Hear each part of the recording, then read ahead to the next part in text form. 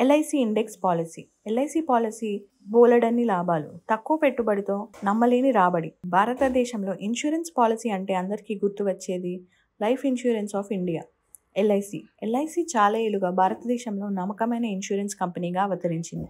తాజాగా LIC index plus plan అనే కొత్త పెట్టుబడి ప్రణాళికను ప్రవేశపెట్టింది. ఈ ప్లాన్ వ్యక్తుల కోసం సాధారణ ప్రీమియం కలిగి ఉంటుంది. ఎల్ఐసి ప్రకారం ఈ ప్లాన్ మొత్తం పాలసీ వ్యవధిలో జీవిత బీమా కవరేజ్, పొదుపు రెండింటినీ అందిస్తోంది. ప్రారంభ 5 ఏళ్లు లాక్-ఇన్ పీరియడ్ తర్వాత పాలసీదారులు కొన్ని షరతులతో యూనిట్లను పాక్షికంగా ఉపయోగించుకునే అవకాశం ఉంటుంది. ఎల్ఐసి ఇండెక్స్ పాలసీ గురించి వివరాలు తెలుసుకుందాం.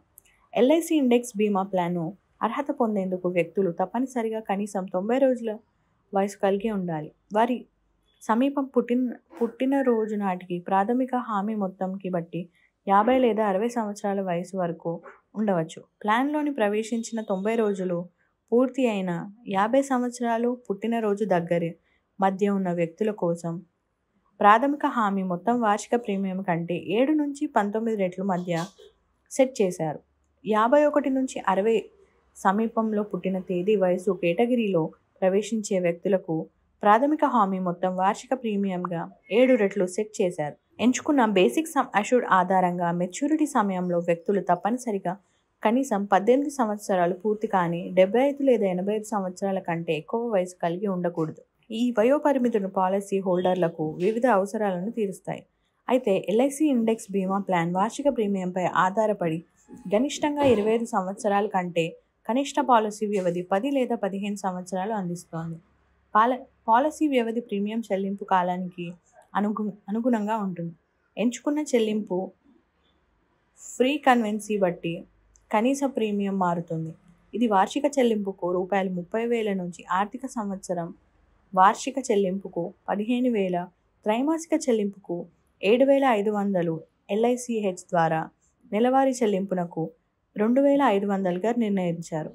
మీరు ప్రీమియం కోసం చెల్లించే గరిష్ట మొత్తం ఏమీ లేదు, అయితే ఇది పూచీకత్తు ప్రక్రియ ప్రకారం తీసుకున్న నిర్ణయంపై ఆధారపడి ఉంటుంది. పాలసీదారులకు వారి ఆర్థిక అవసరాలను ఏది ఉత్తమంగా పనిచేస్తుందో దాని ఆధారంగా వారు ఎంత చక్కగా చెల్లింపులు చేసుకుంటారో వ్యవధిని ఎంచుకునే స్వేచ్ఛను ఇస్తుంది. పాలసీ హోల్డర్స్కు ప్రీమియంను పెట్టుబడి పెట్టడానికి 2 ఫండ్ల మధ్యన ఎంచుకోవచ్చు. Flexi growth fund, flexi smart growth fund ఎంచుకోవచ్చు. ఈ ఫండ్స్ ప్రాథమికంగా ఎల్ఐసి 100 ఇండెక్స్ లేదా ఎన్ఎస్ఈ 50 ఇండెక్స్లో భాగంగా ఎంచుకున్న స్టాక్లతో పెట్టుబడులు పెడతారు. పాలసీ హోల్డర్ ఈ ఫండ్లో ఒకదానిని మొదట్లో ఎంచుకోవచ్చు, అవసరమైనప్పటికీ వాటి మధ్య మార్పుకోవచ్చు. ఈ నాన్ పార్టిసిపేట్ ప్లాన్ పాలసీదారుల విభిన్న అవసరాలను తీర్చుకోవడానికి అనేక ఫీచర్లు అందిస్తోంది. అయితే కొన్ని షరతులకు లోబడి పాక్షిక ఉపసంహరణకు అనుమతిస్తోంది.